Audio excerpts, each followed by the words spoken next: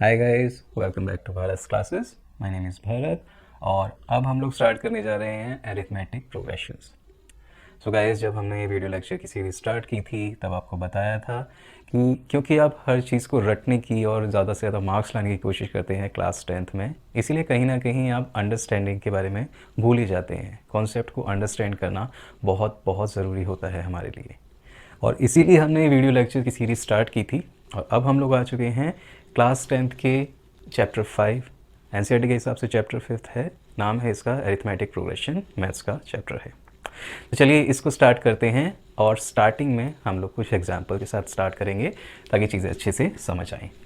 सबसे पहली बात, अरिथमेटिक प्रोग्रेशन हिंदी में जिसे कहते हैं समांतर श्रेणी या श्रेणियाँ, ये एक बहुत ही ईजी चैप्टर है। कोई टेंशन लेने की, घबराने की ज़रूरत नहीं है। पहला एग्जांपल देखिए, रीना एक लड़की है, उसकी कहीं पर जॉब लगती है और उसे कहा जाता है कि आपको फर्स्ट ईयर में 8,000 पर मंथ मिलेंगे, सेकेंड ईयर में आपको 500 इंक्रीज़ हो जाएगा, इंक्रीमेंट हो जाएगा आपकी सैलरी में और 8,500 मिलेंगे। उससे नेक्स्ट ईयर 9,000, उससे नेक्स्ट ईयर 9,500 और ऐसे चलता रहेगा। ठीक है, एक एग्जांपल। दूसरे एग्जाम्पल में एक लैडर है, ठीक है, जो पुरानी होती थी ना, लकड़ी की, बांस की, बैम्बू की लैडर्स जो होती थी, उस टाइप की एक लैडर है।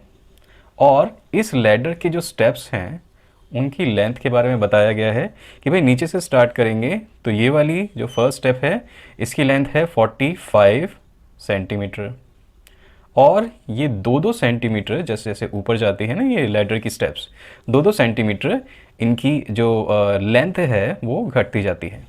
तो पहले वाले की 45 थी, दूसरे वाले की 45 माइनस 2 43 सेंटीमीटर हुई, तीसरे वाले की 41 सेंटीमीटर हुई, और इसके ऊपर गए तो 2-2 सेंटीमीटर और डिक्रीज होती जा रही है, 39 37 ऐसे करके।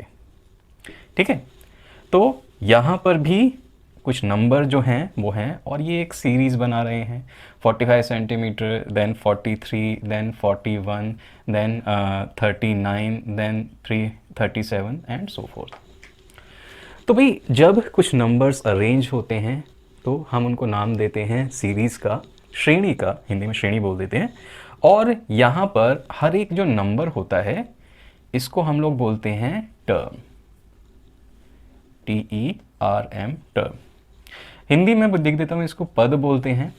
ठीक है, और टर्म या पद, कोई भी एक नंबर उठा लो इस सीरीज़ का, वो नंबर उसका टर्म या पद होगा।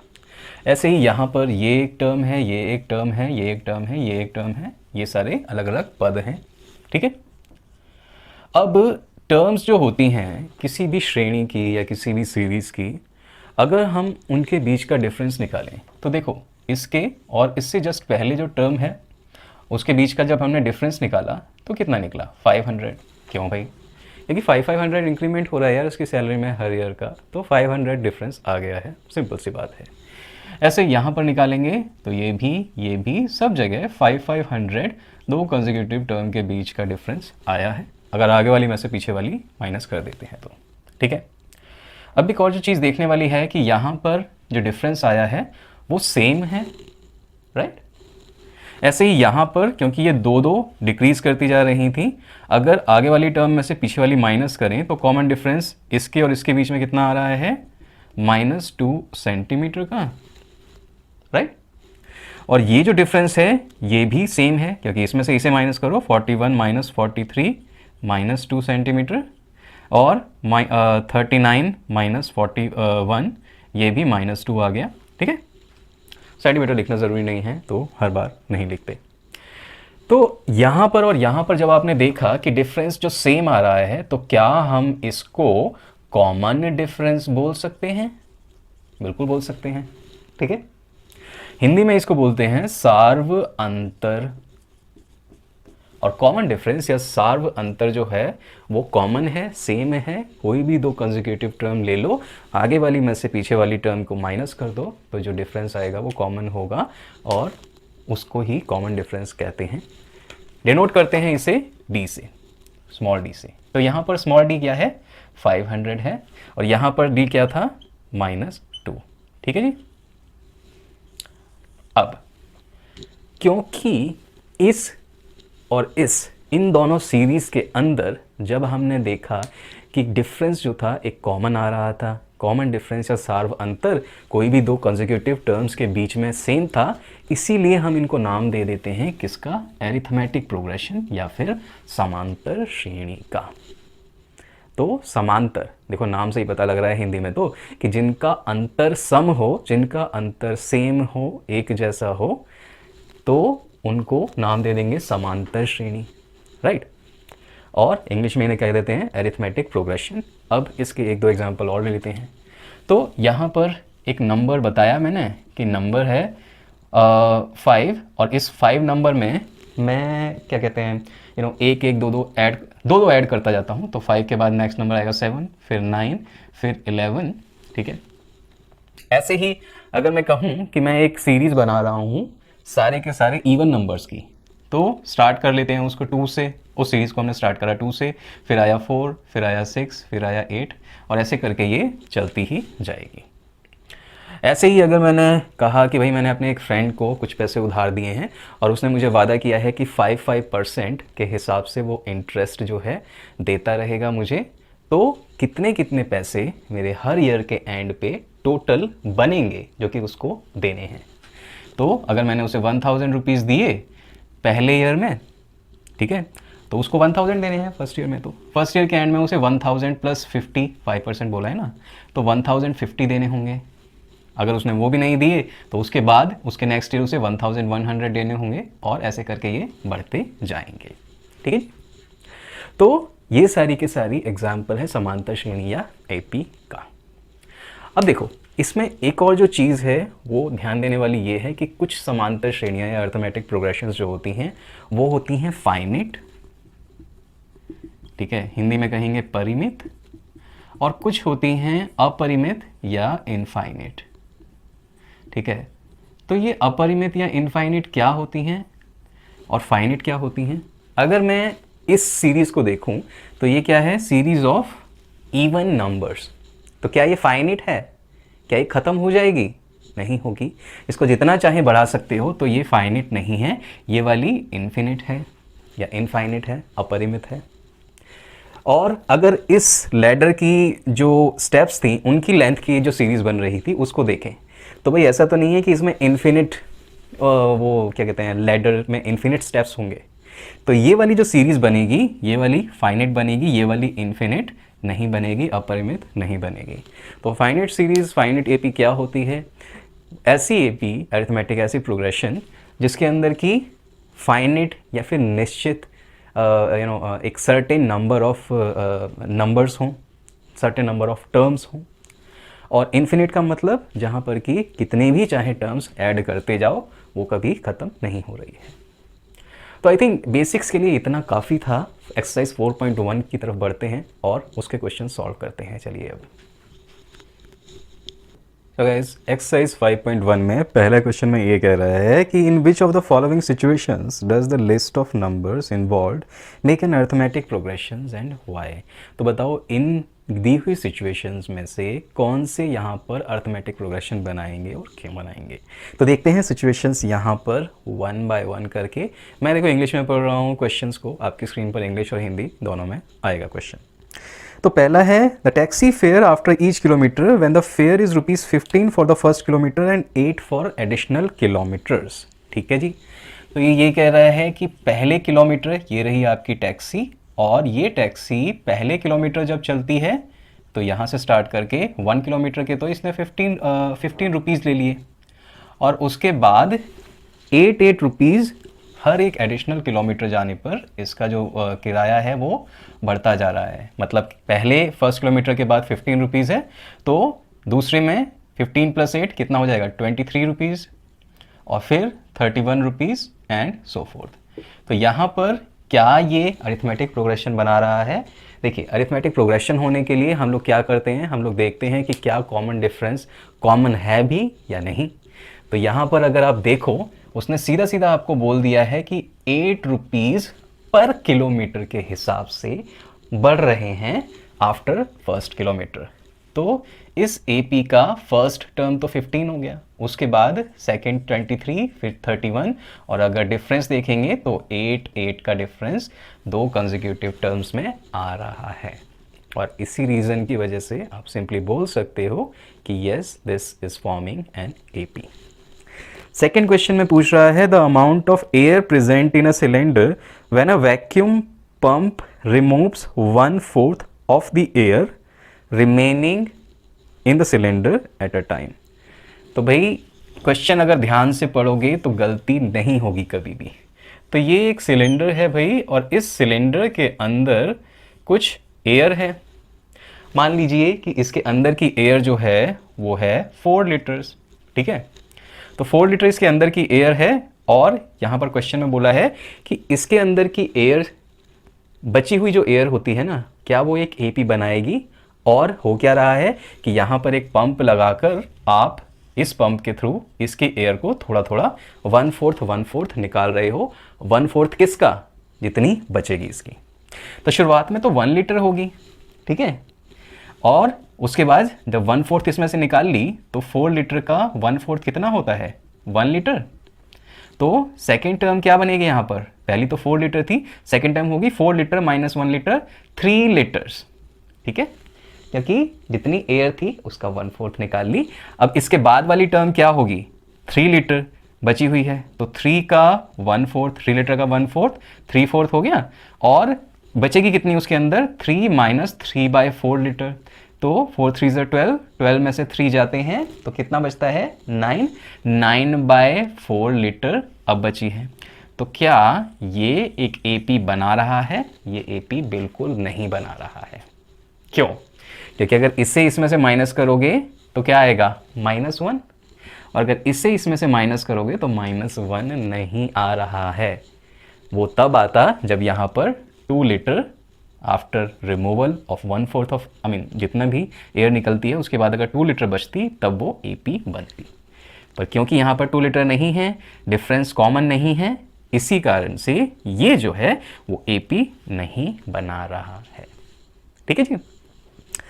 थर्ड वाले क्वेश्चन में देख रहे हैं, थर्ड पार्ट में, फर्स्ट क्वेश्चन ही चल रहा है अभी। तो हमने लिखा है यहाँ पर क्वेश्चन 1 चल रहा है अभी, ठीक है जी, और ये उसके डिफरेंट पार्ट्स हैं, तो इसको ऐसे लिख देते हैं। अच्छा, the cost of digging a well after every metre of digging where it cost 150 for the first metre and raises by ₹50 for every or each subsequent metre. तो भाई थर्ड पार्ट में आपने, ये रहा आपका सॉलिड ग्राउंड, और आपने इसके अंदर एक वेल या कुआं खोदना है, और अगर आप इतना खोदते हैं यानी कि 1 मीटर खोदते हैं तो आपको 150 रुपीज़ पे करने पड़ते हैं, ठीक है जी। अब उसके बाद क्या होता है, क्योंकि भाई ऊपर जो होता है हार्ड ग्राउंड होता है, खोदने में थोड़ा ज़्यादा टाइम लग जाता है। उसके बाद जैसे ही ऊपर वाला जो हार्ड ग्राउंड खुद गया तो उसके बाद डिगिंग या खोदना ईजी हो जाता है, ठीक है जी। तो उसके बाद 1 किलोमीटर के अंदर तो पहले 150 रुपीज़ दिए, फिर इसमें +50 ऐड हो जाएंगे ये, तो 200 आपकी टोटल कॉस्ट हो जाएगी। फिर उसके बाद जो है कॉस्ट वो 250 रुपीज़ हो जाएगी, और ऐसे कॉस्ट जो है बढ़ती चली जाएगी। तो क्या ये AP फॉर्म कर रहे हैं, क्या ये जो टर्म्स दी हुई हैं या फिर जो कॉस्ट है क्या वो AP फॉर्म करेगा, बिल्कुल करेगा। क्योंकि यार देखो ना, हर कंसेक्यूटिव टर्म के बीच में डिफरेंस आएगा 50, क्योंकि 50-50 रुपये ही तो आपको एडिशनल देने पड़ रहे हैं हर मीटर और ज़्यादा डिग करने के। तो जब ये कॉमन डिफरेंस सेम आ रहा है तो भाई yes it will form an AP, simply आप बोल सकते हो। फोर्थ पार्ट कर लेते हैं इसका, ये लास्ट पार्ट है क्वेश्चन 1 का। इसमें देखते हैं क्या कह रहा है, the amount of money in the account every year when 1000 is deposited at compound interest, not simple interest, compound interest at 8% पर एनम। तो आप देखो यहाँ पर शुरुआत में अगर आपने 10,000 रुपीज़ जो थे वो पे करे, हाँ 10,000 है, 10,000 रुपीज़ आपने डाले बैंक में, तो बैंक ने कहा कि हम आपको 8% इंटरेस्ट देंगे। तो आफ्टर 1 ईयर आपके कितने हो गए, 10,000 का 8% क्या होता है, इंटू 8/100, तो 800 आ गया। तो 800 रुपीज़ पहली बार में इंक्रीज़ हो गए आपके। तो इसमें 800 प्लस कर दो, तो ये था फर्स्ट ईयर का, आपने इतना डिपॉजिट करा, at the end of 1 year आपके हो गए 1800, ठीक है जी, ऐड होकर। अब क्योंकि इंटरेस्ट कंपाउंडेड है, कंपाउंडेड का मतलब है इंटरेस्ट पर इंटरेस्ट लग रहा है, तो यहाँ पर अगर आफ्टर सेकेंड ईयर कितना मिलेगा, तो सेकेंड ईयर में जो इंटरेस्ट लगेगा वो 10,800 पर लगेगा, और इसका 8% अगर आप निकालोगे तो आएगा ये 8 8 64, तो 864। तो अब की बार यहाँ पर 864 ऐड होगा, और क्या आएगा टर्म नेक्स्ट वाली 46611, ठीक है जी। तो अब आप क्लियरली देख सकते हो कि पहली बार में तो 800, दूसरी बार में 864 ऐड हो रहे हैं, और क्योंकि कंपाउंड इंटरेस्ट होता ही ऐसा है कि वो इंटरेस्ट पर इंटरेस्ट लगेगा और हर बार डिफरेंट लगेगा, हर बार इंक्रीज होता जाएगा, इसलिए आप सिंपली कह सकते हो because the common difference is not same, this is not forming an AP, क्योंकि सार्व अंतर सेम नहीं है यहाँ पर, इसलिए यहाँ पर समांतर श्रेणी या एपी नहीं बन रही है। चलिए क्वेश्चन 2 की तरफ मूव करते हैं, वो भी बहुत इजी है, और क्वेश्चन 2 में ये कह रहा है कि आपको फर्स्ट टर्म और कॉमन डिफरेंस दिए हुए हैं, और आपको बतानी है फर्स्ट 4 टर्म्स दी हुई एपी की। तो भाई अब एक चीज़ ध्यान में रखना हमेशा कि भाई अच्छा यहाँ पर 0.25 है, ओके। तो एक चीज़ याद रखना कि भाई जब हम लोग एपी लिखते हैं तो ए तो हो गया भाई फर्स्ट टर्म, अब इससे नेक्स्ट वाले टर्म और फर्स्ट टर्म के बीच का जो डिफरेंस है वो डी है, यानी कि अगर मैं इसमें डी ऐड और कर दूं तो सेकेंड टर्म बन जाएगी।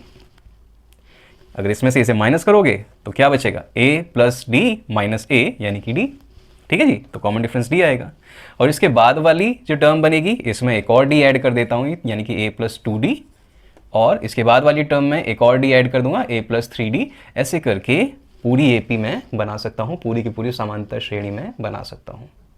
क्यों? क्योंकि पहला जो पद है फर्स्ट टर्म जो है उसमें कॉमन डिफरेंस या सार्व अंतर ऐड करता जाऊंगा और पूरी की पूरी एपी बनती जाएगी, और इसीलिए a plus D a plus 2d इसको हम लोग नाम देते हैं, ये होती है जनरल फॉर्म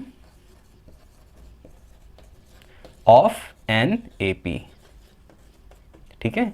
तो किसी भी अरिथमेटिक प्रोग्रेशन या एपी की ये होती है जनरल फॉर्म, ठीक है जी। तो अब क्वेश्चन सॉल्व करते हैं। फर्स्ट पार्ट में a है 10, यानी कि फर्स्ट टर्म पहला पद जो है वो है 10 या 10, कॉमन डिफरेंस है 10, तो कॉमन डिफरेंस ऐड करके 10 में 10 प्लस करा तो 10 प्लस 10 इतना करने की जरूरत नहीं है, 10 प्लस 10 20 बन गया, फिर इसमें 10 और ऐड करा तो 30 बन गया, इसमें और ऐड करा तो 40 बन गया, और ऐसे ये चलती जाएगी। देखो डी डी ऐड करते जा रहे हैं फर्स्ट टर्म के बाद और एपी बनाते जा रहे हैं, आसान है। सेकंड वाली में क्या कह रहा है, ये -2 से स्टार्ट हो रही है, कॉमन डिफरेंस 0 है, तो पहला वाला -2 हो गया, दूसरे वाले में 0 ऐड कर दो, -2 ही रहेगा, फिर -2 फिर -2, क्योंकि 0 है, कुछ भी ऐड नहीं हो रहा है। और एक चीज़ याद रखना, ये इंपॉर्टेंट बात है कि जो d होता है it can be positive, it can be negative, और it can be 0 as well, फर्क नहीं पड़ता है। डिफरेंस कॉमन होना चाहिए, सेम होना चाहिए हर दो कंसेक्यूटिव टर्म्स के बीच का, पॉजिटिव है नेगेटिव है 0 है, कुछ फर्क नहीं पड़ रहा है।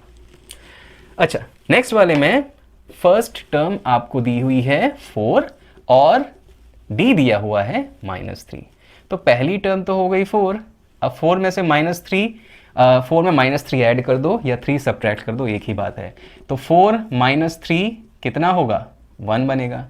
अब 1 में से दोबारा से 3 माइनस कर दोगे तो -2 बनेगा, और इसमें से दोबारा से 3 माइनस कर दोगे तो -5 बनेगा, और ऐसे करके ये वाली एपी बनेगी। इजी था जी। फोर्थ वाले में क्या कह रहा है, a है -1 और d है -1/2, ठीक है जी, सॉरी 1/2। तो फर्स्ट टर्म तो बन गई -1, सेकेंड टर्म क्या बनेगी, -1 प्लस 1/2, कितनी आएगी, माइनस का 1/2। इससे नेक्स्ट वाली टर्म क्या होगी, -1/2 में +1/2, मतलब जो पिछली वाली टर्म निकाली थी इसमें 1/2 और ऐड कर दो, क्या बनेगी, पूरा पूरा कैंसिल 0। इससे अगली वाली टर्म में, ये जो पिछली वाली टर्म है उसमें 1/2 ऐड कर दो तो 1/2 बनेगी। तो हमारी AP बन रही है -1, -1/2, 0 एंड 1/2, ये वाली। अब फिफ्थ वाले की तरफ बढ़ते हैं, ये लास्ट पार्ट है इसका। फर्स्ट टर्म दी हुई है -1.25 और इसमें -1.25 ऐड करते जाओ, बन जाएगी आपकी एपी। इसमें ऐड करा -1.25 -1.5 बनेगा, फिर -1.75 बनेगा, फिर -2.0 बनेगा और ऐसे ये एपी बढ़ती जाएगी। ठीक है जी, तो ये है। चलिए क्वेश्चन 2 कंप्लीट और क्वेश्चन 3 की तरफ अब मूव करेंगे हम। क्वेश्चन 3 में कह रहा है कि आपको 4 एपी दी हुई हैं, सबके लिए आपको फर्स्ट टर्म और कॉमन डिफरेंस निकालना है। तो दी हुई समांतर श्रेणियों के लिए प्रथम पद और सार्व अंतर निकालना है आपको। कर देते हैं इसको। तो देखो यार, फर्स्ट टर्म या प्रथम पद तो सबके अंदर फर्स्ट वाला ही होगा, इतना कोई सोचने की ज़रूरत नहीं है। ठीक है, तो यहाँ पर a = 3, यहाँ पर a = -5, a = 0.6 और a = 1/3, ऐसे होगा ही होगा। वो तो बहुत ही ईजी था। अब दूसरा वाला पार्ट कर लेते हैं। कॉमन डिफरेंस के लिए कोई भी दो नंबर्स को घटा दो। 1 -3 कर दिया तो -2 आ गया d के इक्वल। ये भी ले सकते थे, ये और ये ले सकते थे। अरे यार, डिफरेंस ही निकालना है तो कोई फ़र्क पड़ने वाला है नहीं। यहाँ पर कॉमन डिफरेंस d निकालने के लिए ये ले लेते हैं। 7 - 3 4, तो d = 4, ये आ गया है। चलिए अब ऐसे ही यहाँ पर a तो आ गया 0.6, अब d निकालने के लिए क्या होगा 2.8। आपके पास थर्ड वाला और सेकंड वाला ले लेते हैं। 2.8 - 1.7, 1.1 आ गया है d। ठीक है जी, a इतना d इतना। और ऐसे ही यहाँ पर a इतना है, d के लिए 9/3 - 5/3, तो d = 4/3। ठीक है जी, कितना इजी क्वेश्चन है ये। अब चलिए फोर्थ क्वेश्चन की तरफ बढ़ते हैं, जिसके बहुत सारे पार्ट्स मिलेंगे आपको देखने को। क्वेश्चन 4 बहुत इजी बट बिना मतलब का लेंदी क्वेश्चन। तो क्वेश्चन में कह रहे हैं कि भाई कौन सी इन गिवन प्रोग्रेशंस में से कौन सी अरिथमेटिक प्रोग्रेशंस हैं, समांतर श्रेणियां इनमें से कौन सी हैं, और अगर हैं तो d उनका निकालना है। d यानी कि सार्वंतर कॉमन डिफरेंस, और 3 और टर्म उनके आगे की आप लिखो या बताओ अगर वो एपी हैं तो। चलिए तो यहाँ पर देख लेते हैं, फर्स्ट वाले को देखते हैं। भाई एपी है या नहीं है, समांतर श्रेणी है या नहीं है, इसको बताने के लिए क्या करना पड़ेगा। सीधी सी बात है, कॉमन डिफरेंस देखो कि कॉमन है भी या नहीं है। तो भाई यहाँ पर डिफरेंस देखते हैं, 2 और 4 के बीच का डिफरेंस 2, 4 और 8 के बीच का डिफरेंस 4, 16 - 8 8। तो common difference d1 d2 d3 ऐसे आ रहा है, जो कि कॉमन डिफरेंस नहीं है, d के इक्वल नहीं है, तो इसलिए ये तो AP नहीं हुई। ठीक है, क्योंकि कॉमन डिफरेंस कॉमन है ही नहीं, या फिर difference between the consecutive terms is not common. तो दी हुई दो टर्म, ठीक है, जो क्रमागत टर्म्स हैं, क्रमागत पद हैं, उनके बीच का जो डिफरेंस है या अंतर है सेम नहीं है, इसलिए ये तो नहीं हुई। सेकंड वाली में देखो तो ये तो फर्स्ट का आंसर हुआ कि भाई नहीं है। सेकंड वाली में देखो, अगर 5/2 - 2 करते हैं तो 5/2 - 2 1/2 आता है। ठीक है, ऐसे ही 3 - 5/2 ये भी 1/2 आता है, और ऐसे ही 7/2 - 3 ये भी 1/2 आता है, क्योंकि डिफरेंस बिटवीन consecutive terms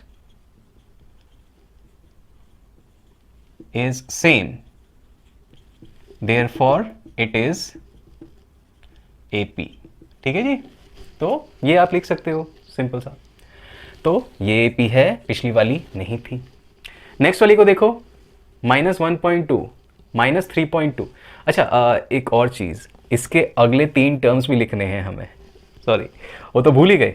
ठीक है, तो अगले 3 टर्म्स क्या होंगे, 7/2 प्लस कॉमन डिफरेंस कितना था भाई 1/2, तो ये हो गया 8/2 यानी कि 4। ठीक है, तो एक तो टर्म ये हो गया। अब 4 में जब दोबारा 1/2 जोड़ोगे, 4 + 1/2 ये कितना आएगा 9/2, और 9/2 में 1/2 जोड़ोगे तो ये कितना आएगा भाई 10/2 यानी कि 5। 5 में 1/2 जोड़ोगे तो 11/2 आता है। तो अगले 3 टर्म्स क्या हो गए 4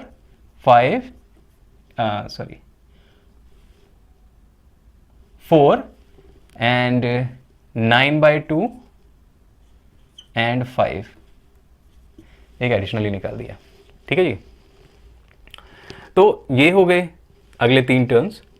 थर्ड वाले में देख लेते हैं, -1.2 -3.2। तो थर्ड वाला भाई AP है या नहीं है, पहले तो ये देखो, -3.2 माइनस ऑफ -1.2 यानी कि +1.2 आ गया। तो यहाँ पर कितना बचा, 0 एंड 2 2.0। और अगर यहाँ पर ध्यान से देखो तो सबके बीच का डिफरेंस 2 2 2 ही है। ठीक है, तो अगर +2 सबके बीच का, सॉरी -2 सबके बीच का डिफरेंस है तो क्या हो गया, ये बन गया एक एरिथमेटिक प्रोग्रेशन। और अगर 7.2 में -2 ऐड करते जाओ तो अगली 3 टर्म आराम से निकल जाएंगी, 9.2 11.2 13.2। ये होंगी अगली 3 टर्म्स, अगले 3 पद किसके, दी हुई एरिथमेटिक प्रोग्रेशन के। फोर्थ वाला पार्ट देखो, क्या अरिथमेटिक प्रोग्रेशन है, क्या समांतर श्रेणी है। तो यहाँ पर देखो -6 में -6 माइनस ऑफ -10 कितना आया, +4। ठीक है, तो इसके बीच का डिफरेंस आ गया +4, इसके बीच का डिफरेंस भी +4 है, इसके बीच का डिफरेंस भी +4 है। तो ऐसे करके ये AP है। सेम चीज़ लिखनी है आपको सब में, difference between consecutive term is same, it is AP। और अगर नहीं है तो difference between consecutive term is not same, therefore it is not an AP। ठीक है जी, अगली 3 टर्म निकालो, 2 में 4 ऐड करो 6, फिर 6 में ऐड करो 4 10, फिर एक और बार ऐड करो तो 14। ये बनेंगी अगली टर्म्स। इसमें ये बन रही थी, ठीक है, और इसमें ये, और पहले वाला तो AP था ही नहीं। चलिए 5th पार्ट कर लो आप इसका। 5th पार्ट में क्या होगा, 3 plus square root of 2, 3 plus 2 square root of 2। अब डिफरेंस देखोगे, 3 प्लस स्क्वायर रूट ऑफ 2 में से 3 माइनस करोगे तो स्क्वायर रूट ऑफ 2 आ रहा है जी डिफरेंस। और ऐसे ही इसके और इसके बीच में भी स्क्वायर रूट ऑफ 2 आ रहा है, तो D आया भाई स्क्वायर रूट ऑफ 2। और नेक्स्ट 3 टर्म निकालोगे तो इसमें स्क्वायर रूट ऑफ 3 जोड़ोगे तो क्या बनेगा, 3 plus 4 square root of 3, 3 plus 5 square root of 3, 3 plus 6 square root of 3। ऐसे करके ये आगे बढ़ती जाएगी AP। इसके बाद वाला AP नहीं है। डिफरेंस निकालो यहाँ और यहाँ का डिफरेंस क्या आएगा, इन दोनों के बीच का आएगा 0.002। इसके और इसके बीच का डिफरेंस निकालोगे तो 0.02 आएगा। ठीक है, तो 0.02 के बराबर नहीं होता, AP नहीं है। लास्ट वाला देखते हैं, क्या AP है, 7th वाला। और यहाँ पर इसमें से इसे माइनस करो, -4 -0 तो D आ गया -4।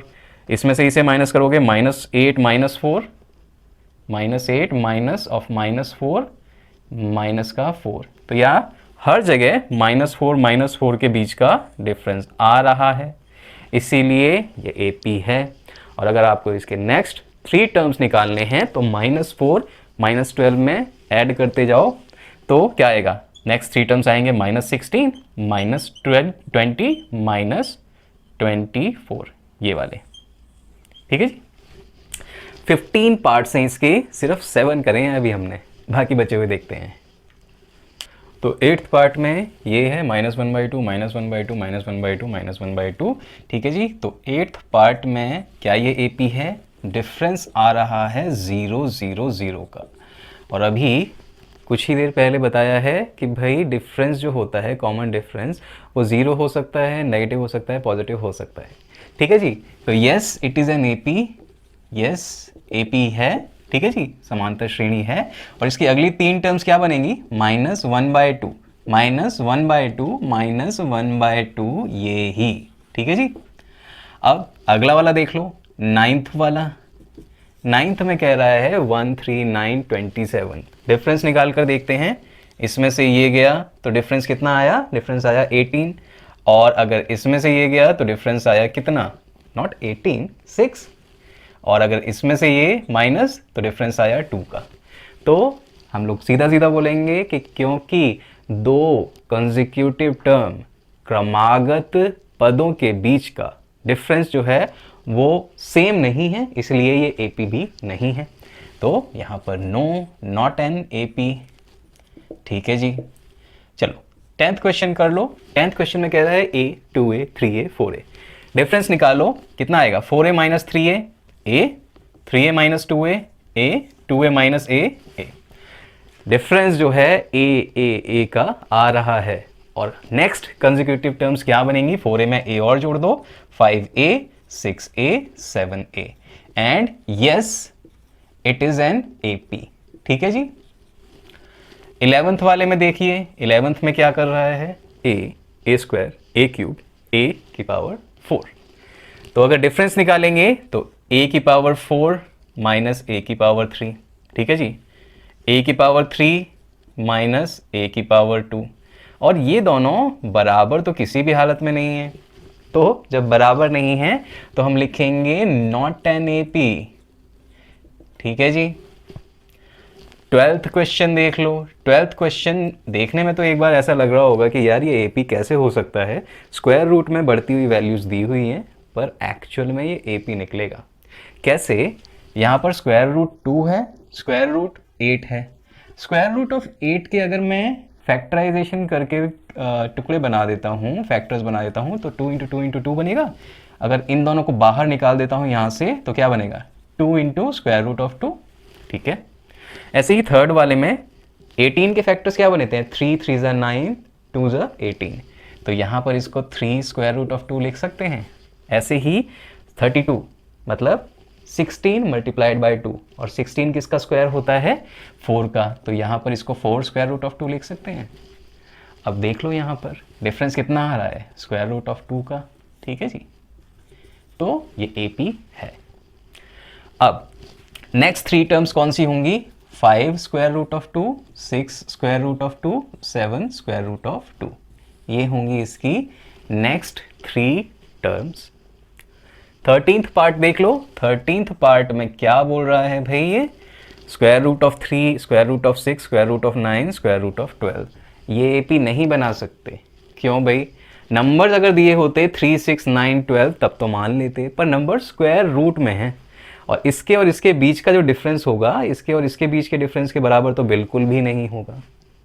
और क्योंकि कंसेक्यूटिव टर्म्स के बीच का डिफरेंस सेम नहीं है, हिंदी में बोलेंगे क्रमागत पदों के बीच का जो सार्व अंतर है वो सेम नहीं है, इसलिए ये AP भी नहीं है। ठीक है जी। इससे नेक्स्ट वाला देख लो। इससे नेक्स्ट वाला स्क्वायर की फॉर्म में थोड़ा सा सिंप्लीफाई कर लो। तो 14th वाले में क्या हो रहा है? यहाँ पर 1 1 ज़ा 1, 3 3 ज़ा 9, 5 5 ज़ा 25, 7 7 ज़ा 49। देखते हैं डिफरेंस 8 का। डिफरेंस 8 का नहीं है, 16 का है। तो जब डिफरेंस ही सेम नहीं है तो क्या AP होगा? नहीं होगा।